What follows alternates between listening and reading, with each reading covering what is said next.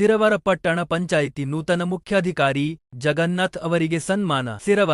ಸಿರವಾರ ಪಟ್ಟಣ ಪಂಚಾಯಿತಿಯ ನೂತನ ಮುಖ್ಯಾಧಿಕಾರಿಯಾಗಿ ನೇಮಕಗೊಂಡಿರುವ ಜಗನ್ನಾಥ್ ಅವರನ್ನು ಭಾರತೀಯ ಮಾನವ ಹಕ್ಕುಗಳ ಪರಿಷತ್ ವತಿಯಿಂದ ಆತ್ಮೀಯವಾಗಿ ಸನ್ಮಾನಿಸಲಾಯಿತು. ಈ ಸಂದರ್ಭದಲ್ಲಿ ಮಾತನಾಡಿದ ಭಾರತೀಯ ಮಾನವ ಹಕ್ಕುಗಳ ಪರಿಷತ್ ಜಿಲ್ಲಾ ಕಾರ್ಯದರ್ಶಿ ಖಾಜಾ ಹುಸೇನ್ ಅವರು, ಸಾರ್ವಜನಿಕರ ಸಮಸ್ಯೆಗಳನ್ನು ಗಂಭೀರವಾಗಿ ಪರಿಗಣಿಸಬೇಕು.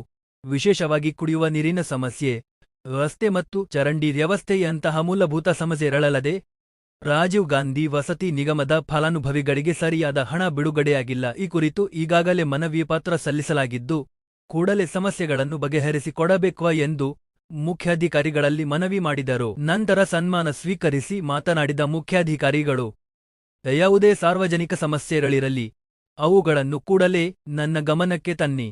ತಕ್ಷಣವೇ ಆ ಸಮಸ್ಯೆಗಳನ್ನು ಪರಿಹರಿಸಿ ಕೊಡಲಾಗುವುದು ಎಂದು ಭರವಸೆ ನೀಡಿದರು. ಈ ಕಾರ್ಯಕ್ರಮದಲ್ಲಿ ಭಾರತೀಯ ಮಾನವ ಹಕ್ಕುಗಳ ಪರಿಷತ್ನ ಜಿಲ್ಲಾ ಜಂಟಿ ಕಾರ್ಯದರ್ಶಿ ಚೆನ್ನಬಸವಜಿ, ಜಿಲ್ಲಾ ಕಾರ್ಯದರ್ಶಿ ರಾಜಾ ಹುಸೇನ್, ತಾಲೂಕು ಸದಸ್ಯರಾದ ಮಹೇಶ್, ಅಪ್ಸರ್, ನಾಸೀರ್ ಸೇರಿದಂತೆ ಹಲವರು ಉಪಸ್ಥಿತರಿದ್ದರು.